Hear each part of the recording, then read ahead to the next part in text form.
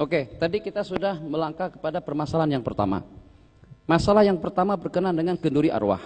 Sudah saya katakan tadi, kalau kita telusuri, kalau kita kaji satu persatu daripada acara yang kita adakan pada masa kenduri arwah, tidak ada satupun yang bercanggah dengan hukum. Kalau mereka katakan sebab di sana ada memberikan jamuan dan makanan kepada orang ramai, yang itu dengan baginda tidak pernah lakukan. Kita katakan yang namanya sunnah, yang namanya hukum itu tidak mutlak dengan apa yang Nabi kita lakukan. Juga termasuk daripada perkara sunnah dan juga termasuk daripada landasan hukum, satu perkara yang Nabi kita perkatakan.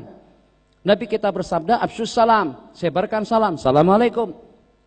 "Wa at'imut ta'am," dan bagikan makanan, itu umum.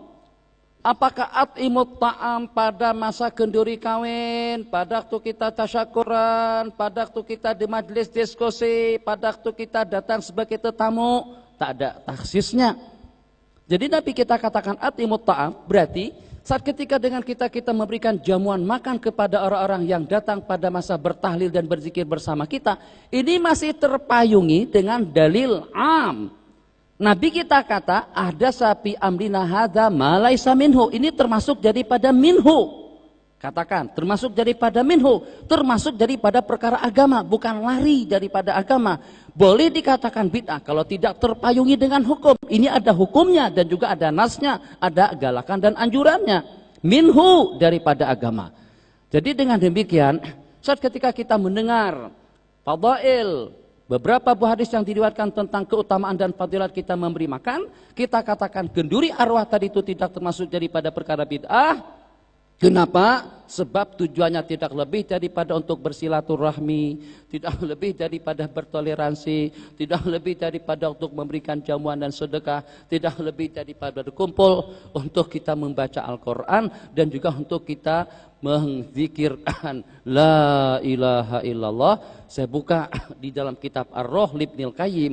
Rupa-rupanya, mohon maaf dengan bahasanya, rupa-rupanya puak-puak Wahabi di tempat kita tuh dengan Salafi di tempat kita ini lebih teruk daripada Wahabi yang pada zaman dahulu.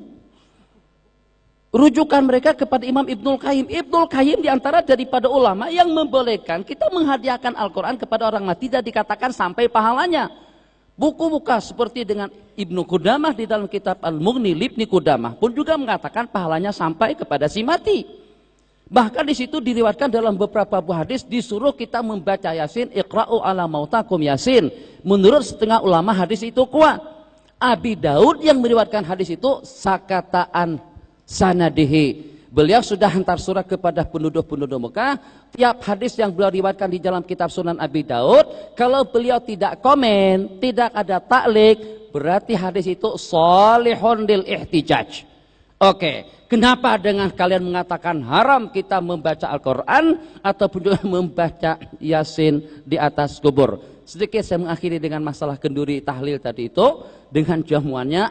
Oke, kalau pada waktu Nabi kita bersabda, al-mayyitu yu'adzabu bibukai ahli. Sesungguhnya orang mati itu akan terseksa dengan tangisan niyahah daripada keluarganya. Kalau pada waktu perbuatan kita yang tak elok, merintih-rintih, mengamuk-ngamuk, sobek pakaian kita pernah duduk di Mesir. Ya Allah, pukul kepala dan sebagainya. Itu namanya niyahah. Terseksa si mati dengan niyahah dan juga dengan jeritan dan tangisan yang seperti itu. Apakah kira-kira kalau pada waktu kita berbuat elok untuk si mati pahalanya tidak sampai? Mana letaknya keadilan Allah? Kalau pada waktu dengan perbuatan kita yang tak elok, kesan buruknya melimpah kepada si mati. Kalau dengan kebaikan kita tidak diterima, sangat logik sekali sebagaimana si mati terseksa dengan kejelekan kita, itu juga dengan tangisan kita.